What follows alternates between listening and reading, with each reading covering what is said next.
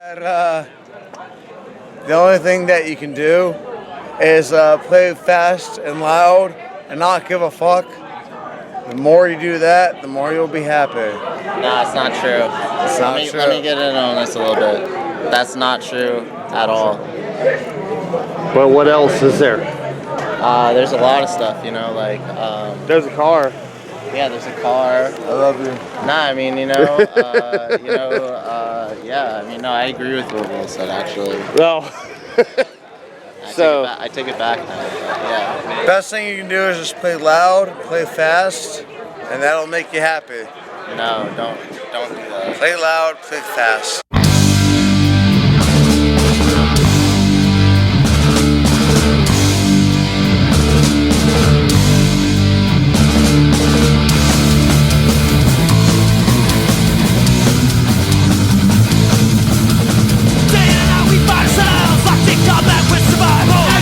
Discontent, growing stronger. Minutes seem like hours. A countdown slowly wakes away. Anger, discontent, growing stronger. Wasted time, wasted youth and cutting. With sharp precision, cuts and arm. Wasted time, wasted youth and cutting. With sharp precision, cuts and arm.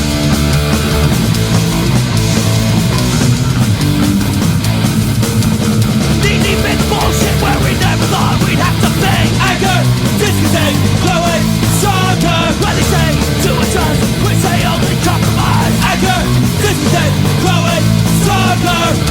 Wasted time, wasted just like cutting. Razor sharp incision, cuts and arm.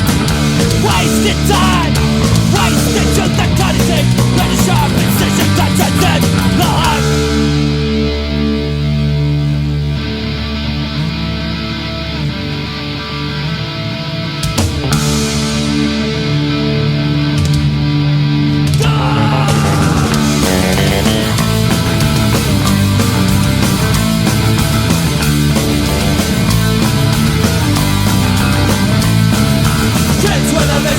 Take it for a ride, under the gun, falling behind. Kids with a vision, take it for a ride, under the gun, falling behind. No compromise, stacked up on the windings are, but we can't ignore what's in our blood. Kids with a vision, take it for a ride, under the gun, falling behind. Kids with a vision, take it for a ride, under the gun, falling behind.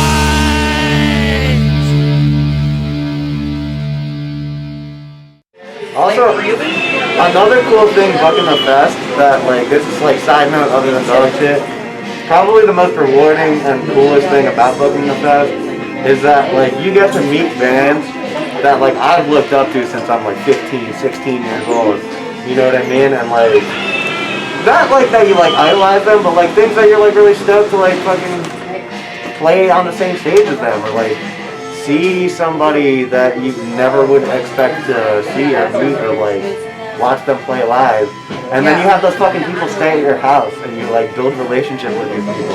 Like Takashi and like the dude from the Erections, like we still talk to on a regular basis. Yeah.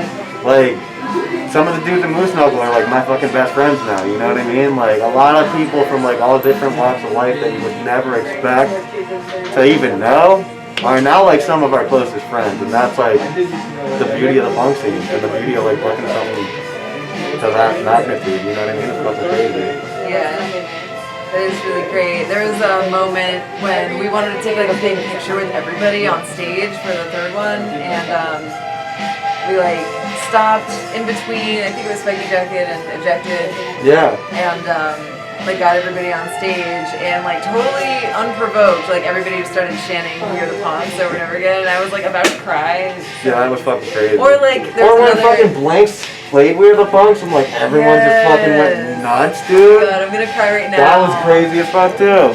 I really also liked, I forget what band it was, but somebody asked like, hey, like on the count of three, you just shout out where you guys are from, and like the whole room is like all these different places, like shouting out where they're from, and I was like, I definitely cried.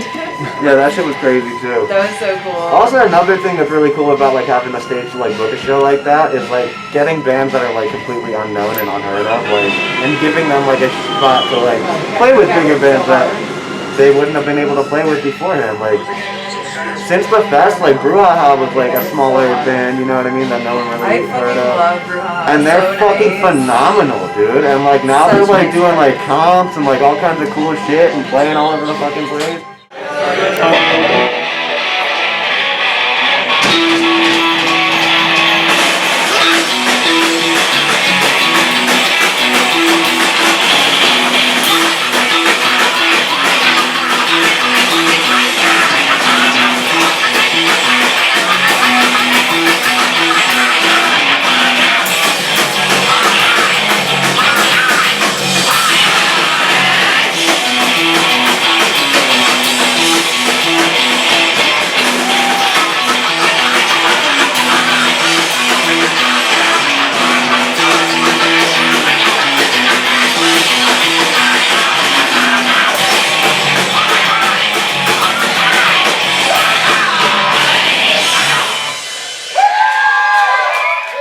I just think it's funny that like dog shit is even fucking being interviewed right now. Yeah. Cause like this is literally like the whole time, and still, we've always talked about dog shit being a joke. It's never fucking been a serious band. It's still a fucking joke. The whole time it's been a joke. And now people like it for some fucking reason, which is hilarious because it just makes the joke funnier. Yeah, for sure. Like, fucking Nori, I can't pronounce That was it the most fucking correctly. flattering thing ever. Yeah, he said he wanted to put us out on PoGo 77. Like, things have changed a lot. Like, Well, there was a whole pandemic and everything, you know, and he's got like a... the pandemic happened, but like he wanted to release us under PoGo 77, and we were just like, what? Dog shit? Like, why? And he did a whole interview with us too, like asking us like how the band started, and that was like the most flattering thing in the world. And I literally looked at him and be like, dude, if there wasn't fucking time in the woods, this wouldn't fucking be a thing. Yeah. The hell, dude? We wanted for the second one. We really, We're ripping you guys off. That's how this started. What? We really.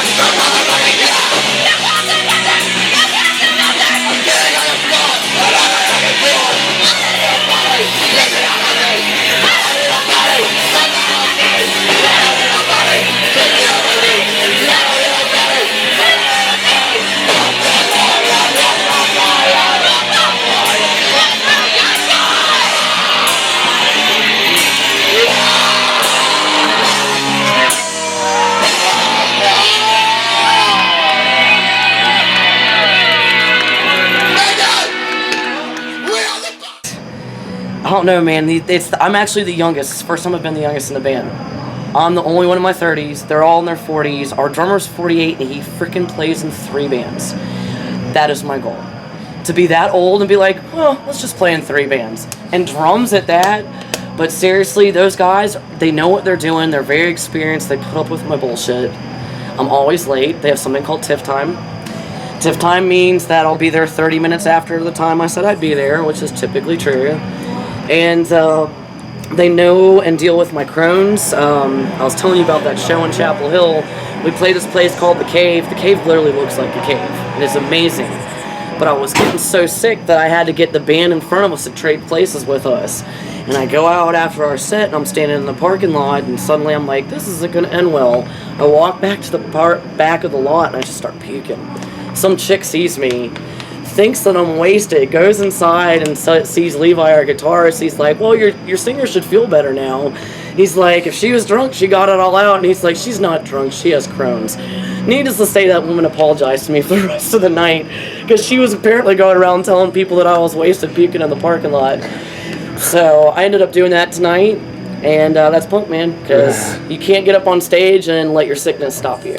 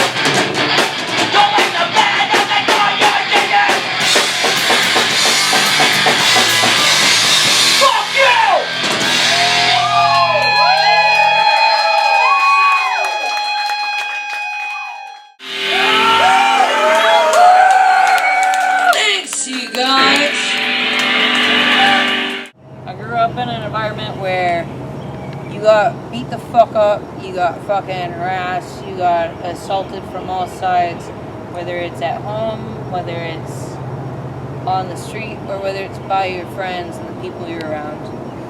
And we got told that it made you fucking tough.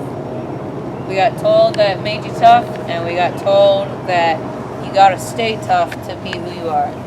My mentor fucking, like,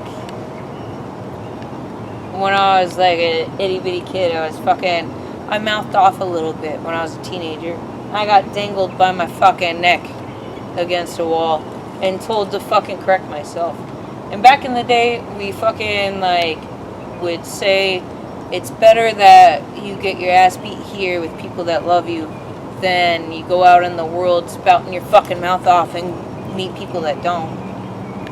But I feel that like a lot of that is a bunch of people coming from abusive pasts that didn't know how to manage life, and they were the people that engineered a lot of the punk scene. And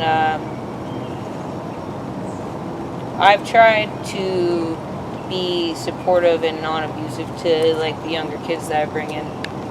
I try to fucking like find young kids that are clearly isolated and need somebody, and try to like bring them in and nurture them as best I can. And this is around the time where I'm like really just beating the dog shit out of myself at every fucking show. So I probably have like I've got like a bald patch from how much I fucking struck the mic on my fucking head. Like I just get into shit, so I like. So anyways, we go through this fucking 2-week show of like pure tornado fucking nonsense, and like we make it back up to Massachusetts, and we're going to go record an album at the end of this. And I'm supposed to have all this shit written, but I was such a train wreck at the time that I did not have things written. I didn't have anything written. I did have things written, but they were like, no, it's not good. It's not good. So anyways, we go to record, and band's laying down their instruments, and like it's stuff that we like barely fucked around with just like that day. And I had come over with a fifth of whiskey and a case of beer. I'm like, fuck yeah, let's record, guys. Woo! Because I'm still on one. And I'm fucking drinking the whiskey and trying to offer it to people, and they're like, no, we're good, Kay. I'm like, oh, okay. So I fucking wrote inebriated on the spot because I'm like, I don't have any words ready to go. Let's just fucking jot this down. And I fucking drank a fifth of whiskey and like almost fucking like fell on my face like 3 times. Wrote that song, and then we recorded it on the spot, and that was like take 1. Yeah! That's my mom! Someone help me! I'm fucking drunk. You guys, I am very hammered, so there's gonna be some surprise shenanigans during this nonsense set. Hey! I'm having too much. Alright, overly helpful.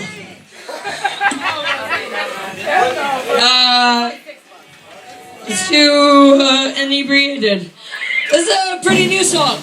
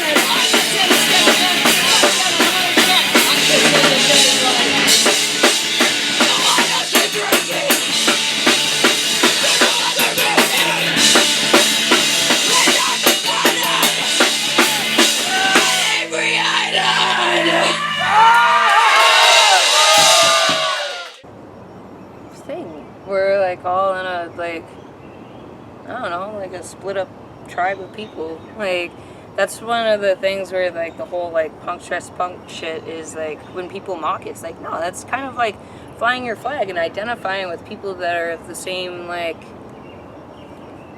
they're the same as you. It's how you like reach out to each other, like aside from the fact that I'm a little peacock and I need to adorn myself with nonsense. But like I don't know, it's just always been one of those things where like, dude, like we're all a big ass fucking family. It's like heavily dysfunctional and at times quite shitty, but like you can travel all over the fucking world and like meet up with people that share your ideals for the most part and like are willing to open their doors. Like fuck, I've run punk houses for fucking years and like had someone sleeping on my floor for probably like, I don't know, 9/10 of the time. Whether it's like a homie that needs a couch to crash or like a band that's on the road or someone that's just passing through, like, you know, you just open your doors to people and like hope for the best. Some people are shitty and they get their ass beat. But aside from that, like there's a lot of good people that you get out of it. You have the other one? Yeah, I have pics.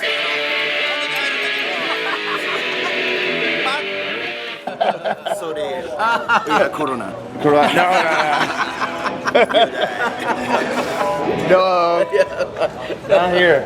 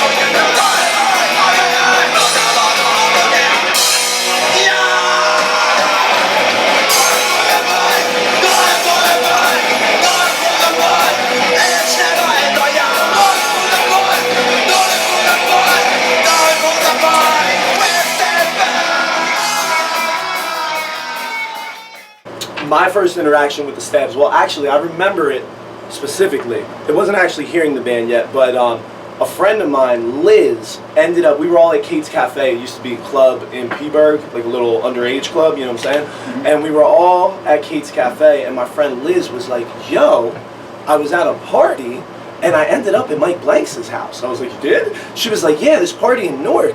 And she was like, he's coming out with a new band. It's all members of Blanks and shit. And I was like, are you fucking for real? She was like, yeah, dude.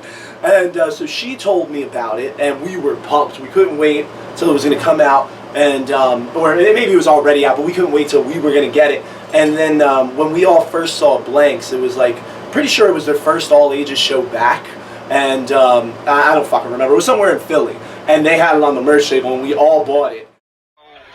Around 2000, I guess in the year 2000, Mike, out of nowhere, Mike, I get a phone call from Mike Blanks, and he's like, hey, Chad. It was a rotary phone back then, Chad? Yes, it was. All right. He's like, hey, Chad, it's Mike. How you doing? What's going on? How's everything? Pleasantries are over. Now what? Yeah. You want to do a band? Like, yeah. He's like, oh, the Blanks aren't playing anymore, and I'm not done yet. Do you like, you want to do something? I was like, sure. Let's do it. So I was like, well, what do you want to do? He's like, I don't know. I was like, all right, well, let's do a band, just me and you with other musicians. He goes, yeah, okay. I said, all right, you get to work on it. I'll call you in about a week and we'll figure it out. I said, all right. He's like, okay. So we left it at that. So a week goes by. He calls me. I call him, and I said, Mike, who do we got? He's like, Tim. So no other musicians, but yeah, we got Tim. Yeah. Yeah. All the dicks in the Blanks. So all three dicks. That's pretty much how, like, the three of us got together. I apologize for what I'm sorry about last night. No, you're not. No, I'm not. I don't give a fuck. I'm fucking. Hey, check out my guitar on the monitor. What the hell? Please, God damn it.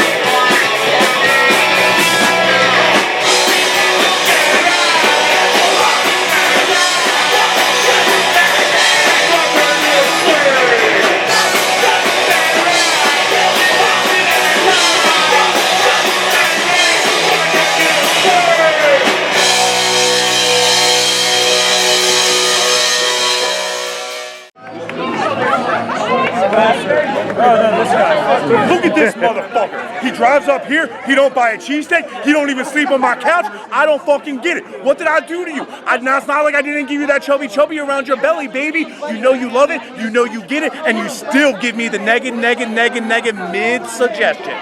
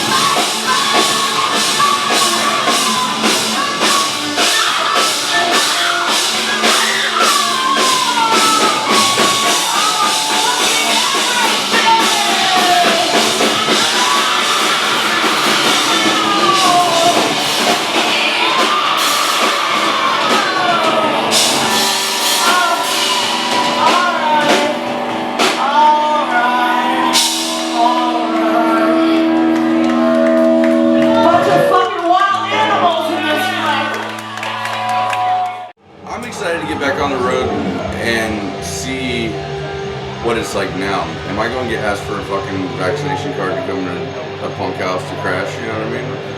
And that sounds ridiculous, but I feel like I could get asked that at some point. I didn't bring mine. That's good. I haven't thought about that. Yeah. It's weird, man. There's venues in Atlanta right now, so like Atlanta's fucking big. Shows in Atlanta are huge right now. And there's some venues, edit that out. There's some venues in Atlanta that are requiring a vaccination card to be able to go to the show. Kind of whack. Kind of sucks. Yeah. We put a lot of work into this new album. Obviously, we had the time to write it, so I'm pumped. All of our other shit, I'd rather start. Like this album we're about to put out, this shit that we're putting out right now is what matters to me, and yeah, it'll be on vinyl. It'll be good. This is the one for us. You know what I mean? Like this is our 4th album now, and we've been a band for 10 years. So January will be our 10-year anniversary show. And we got some big headliners coming out for that one. Oh yeah. Yeah, we'll be getting in the studio. Hopefully December is what we're hoping right now. It's not guarantees, but yeah, early next year we should be releasing this new album. It'll be on vinyl, the whole shebang. Yeah. We're very stoked for this next album, like more so than any other album. This is the one for us. You know what I mean? Well, you know what? He got hit by a fucking semi tonight. And he powered the fuck through that, sir. Powered the fuck We played great. Man, I'm super stoked on this show. Yeah, we were worried when he got hit by the semi that like very worried. We didn't know if we were gonna play tonight. So yeah, the fact that he's okay, and then we're like, I mean, fuck the show at that point. But then he said we all told him your health comes first. Then he said he'd come, and it was like, well, we can play half a set or whatever. But he powered through the whole set, and he played great. So yep, I'm happy with the night, man. You know, what doesn't kill you makes you stronger, right? Even if it's a semi slamming into the back of your car.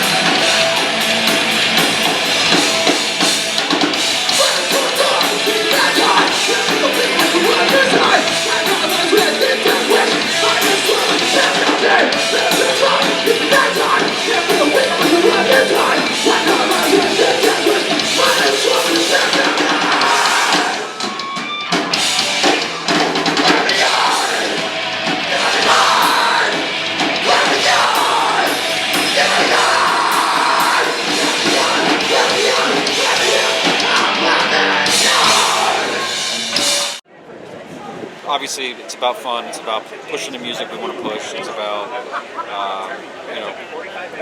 again, just bringing the bands through that we believe in. Not just that we believe in, but that we want to hear. We want to hear. We want to have fun. but there's a lot of other people doing it. And I think like collaboration is important. And one of the things that we've really tried to focus on doing is working with other groups, with other promoters. So whether it's Riot Squad Media, whether it's Bill Johnson down in Atlanta, whether it's Summer and Cam down in Houston, Tony in Denver, Jay Beluski, Stomp Out Abuse in New Jersey, Fall Risk Productions in Allentown, QXTs also up in Newark, Rubbish Records also in Philly. I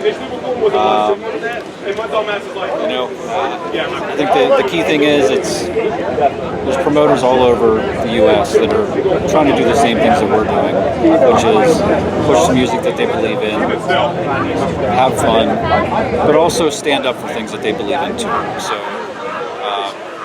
one of the things that while we're not activists by any means, we do stand up for the things we believe in. And part of doing that is, we're throwing some benefits, and the idea here is to work with bands that are also willing to sign up for the calls. So whether it's a benefit we have coming later this year, where proceeds go to abused women in Philadelphia. I came with this idea. I was like, fuck, let's do this. Let's have a benefit in Philly. And now that's turned into we're gonna do one in Philly. There's one that's gonna happen out in Allentown. There's also one that's gonna happen in New Jersey.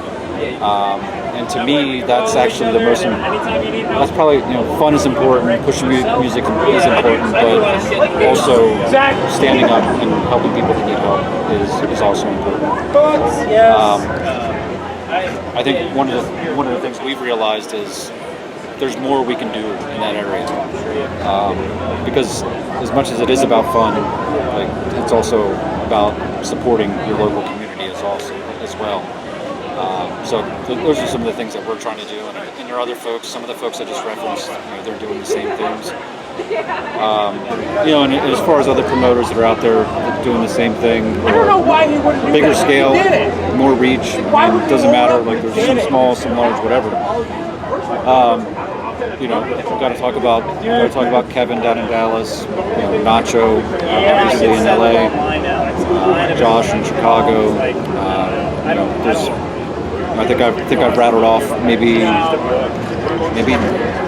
or 12 different promoters.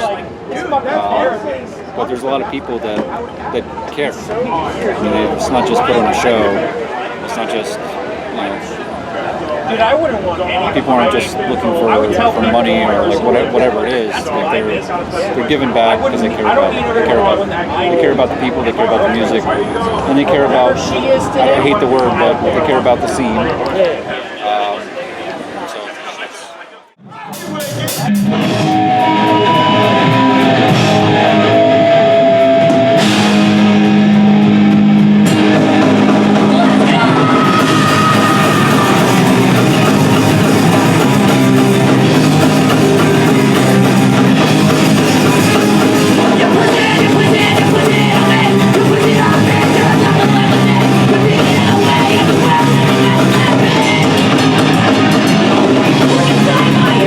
be right back.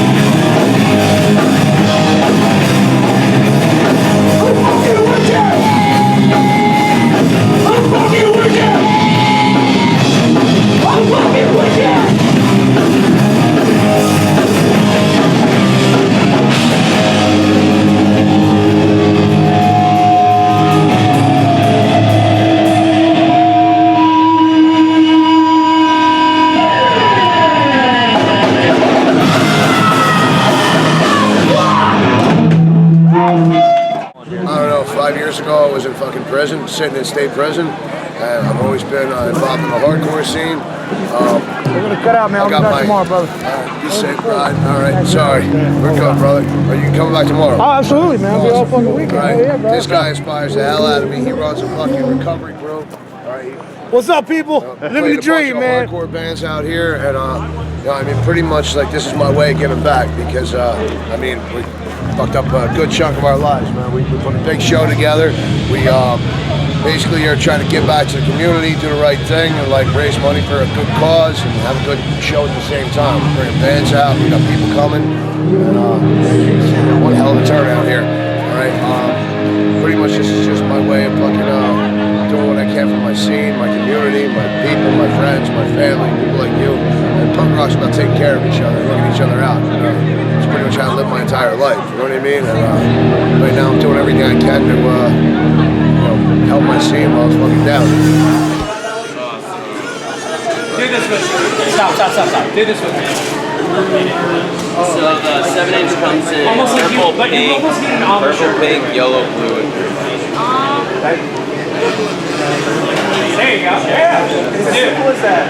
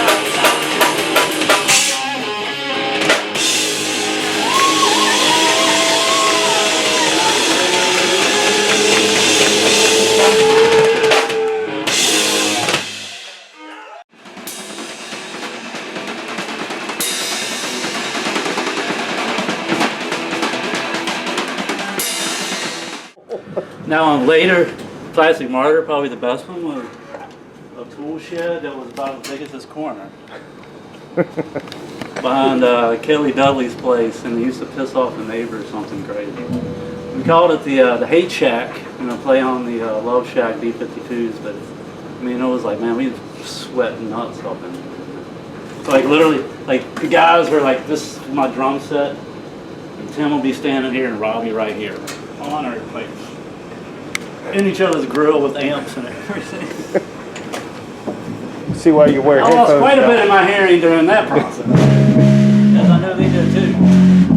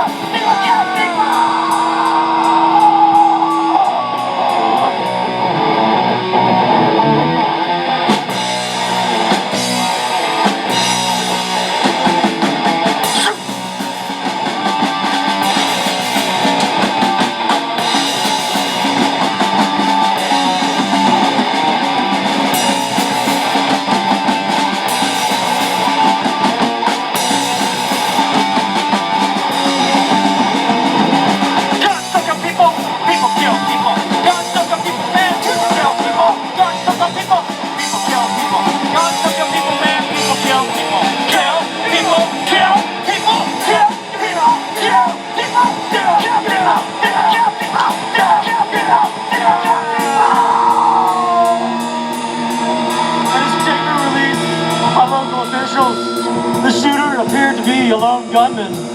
Blah, blah, blah. Blah, blah, blah. Blah, blah, blah. Unfortunately, there was nothing more we could fucking do.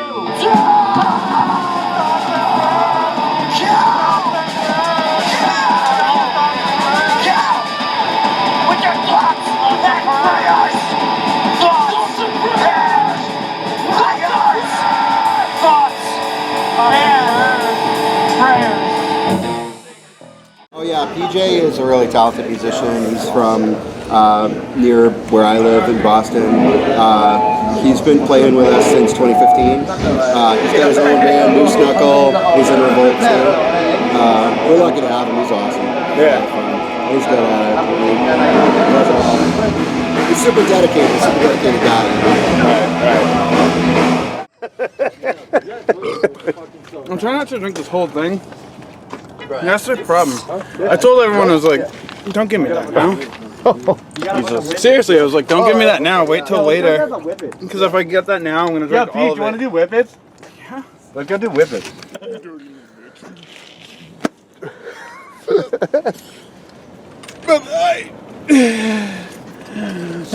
I wish I had a balloon. We have balloons. Whose car is this? Mine, you dick. You're a fucking idiot. You want a taco? Fucking want a taco.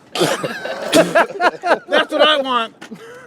I'll tell you like You gotta hyperventilate. Oh, okay, till you yeah. fucking feel Don't worry really about silly. it. Right, Pat, good. I hope you Good. can play the guitar songs like you used to. Like you used to. Because I can't. I know you I can't play guitar. You play guitar. I sing. Yeah, I'm a bass. I have the best job. I just do whatever, and people go, "This guy's retarded."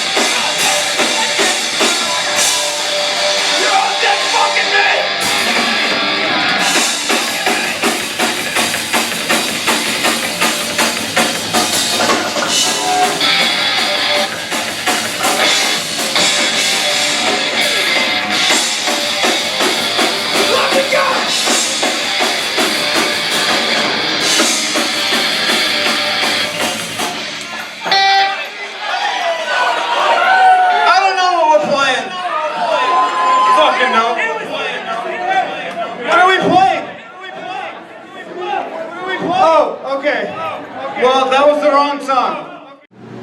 Ready? I don't know. Are we rolling? Are we rolling? Is Joe not in the room? I think he's not. I think they don't have. Well, it kind of spawned out of COVID. He wanted to put together a comp. Well, he wanted to make Pogo City Records. And so the comp kind of spawned out of wanting to put together different band lineups together and mix them up.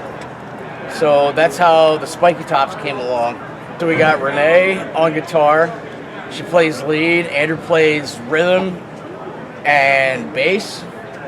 Andrew threw some rhythm in. He's got that little fucking, that red fucking Fender or whatever he is that he plays. I play drums. My man Joe over here plays, or sings. Not plays, sings. And we just went to the studio and we just had a fun time. We had like 0 practices. It was like me, Andrew, and Renee, like maybe twice. We played in Andrew's attic like one time, and then we played at the studio together one time.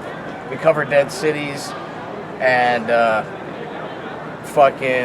and then we went to the studio like the next week, and that was it.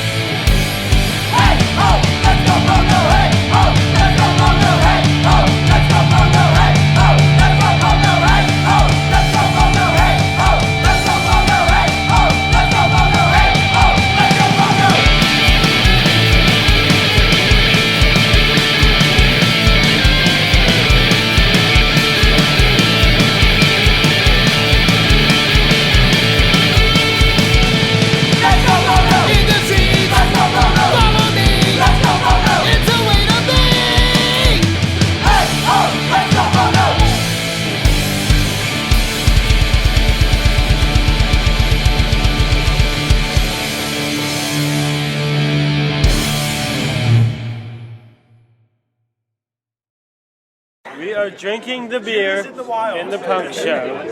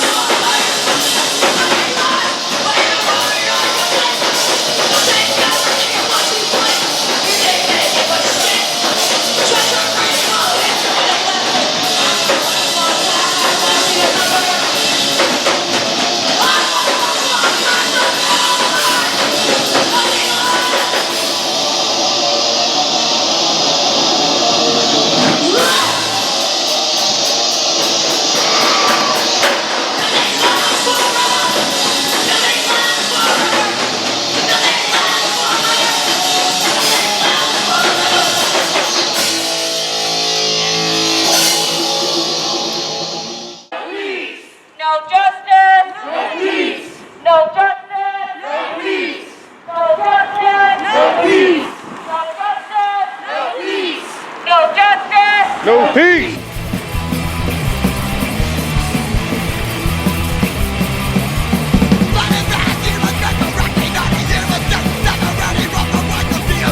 We can fight, make a choice.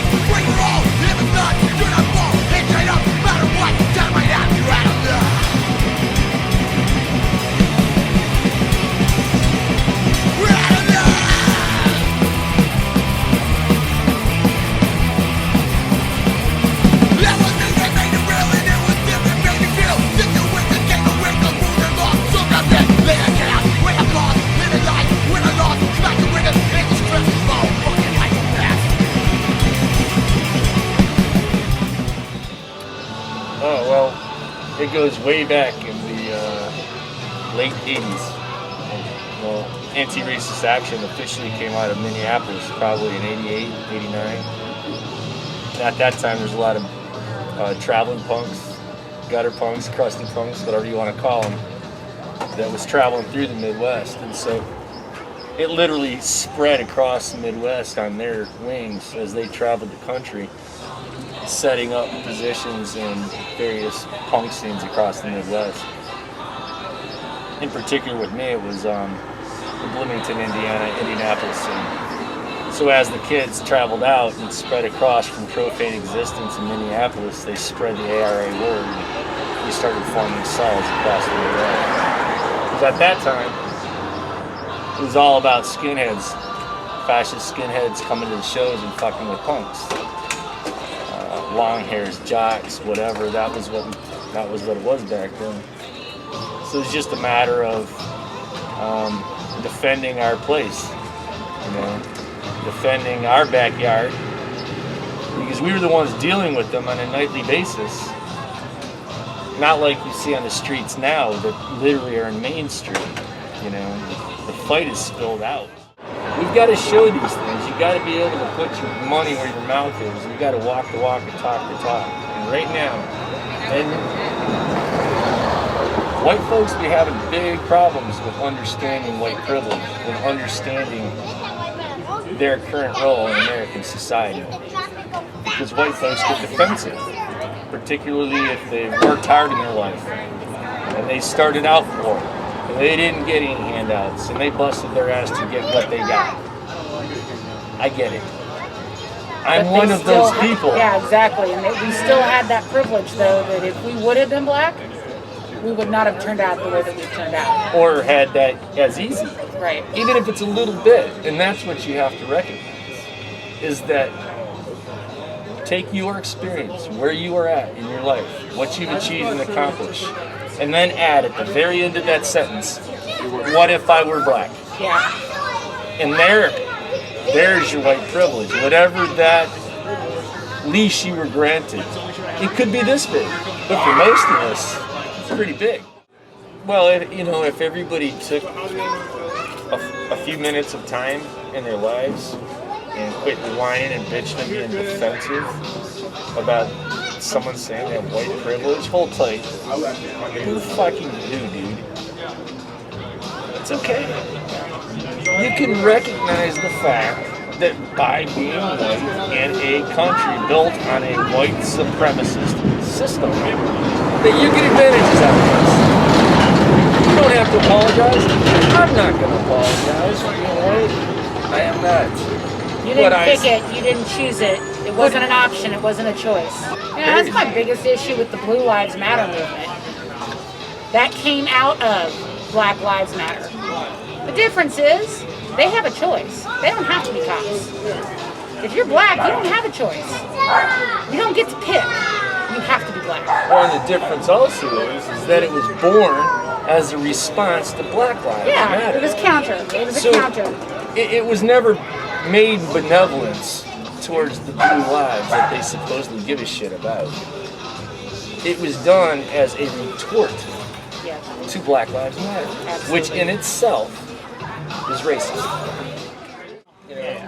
Here's my us leftists, snowflakes. This, and this. We melt and cry and boo-hoo and whine about it. And then when we step out and say, all right, toe to toe, let's fucking get it on. Oh, then we're fascists. Which is it? We believe in self-defense. You'll never have an issue with us. Nazis go away, we go away. It's really that simple. We are a reaction to an action. That is the law. We are. For every action, there's an equal to opposite reaction. Good or bad. More Nazis, more anti-fascists. Less Nazis, less anti-fascists. Simple shit.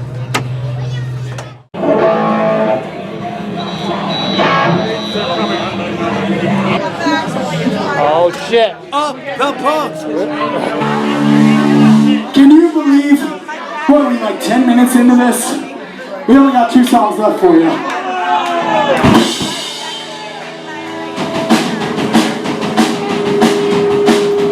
I gotta see that energy. We gotta keep that energy up. Oh yeah. Feel that turn and roll. Feeling it rolling real hard.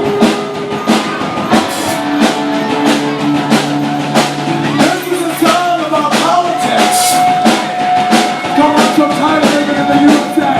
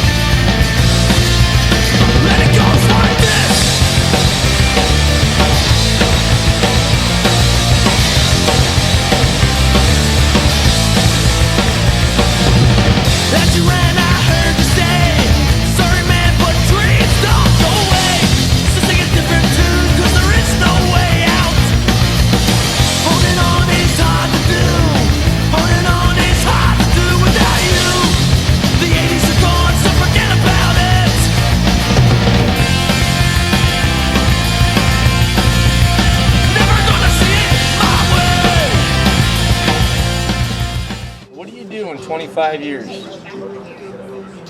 What do you do when your grandkids asked you what you did? When the rubber needed to meet the road? When this all went down in your backyard? What will you say you did? We want to be able to say that we did everything. We did everything we could. We can't change the world. But as I describe all the time, because it's a great way to do it, racism is like an elephant. And if you're hungry to eat that elephant, how are you going to do it? One bite at a time.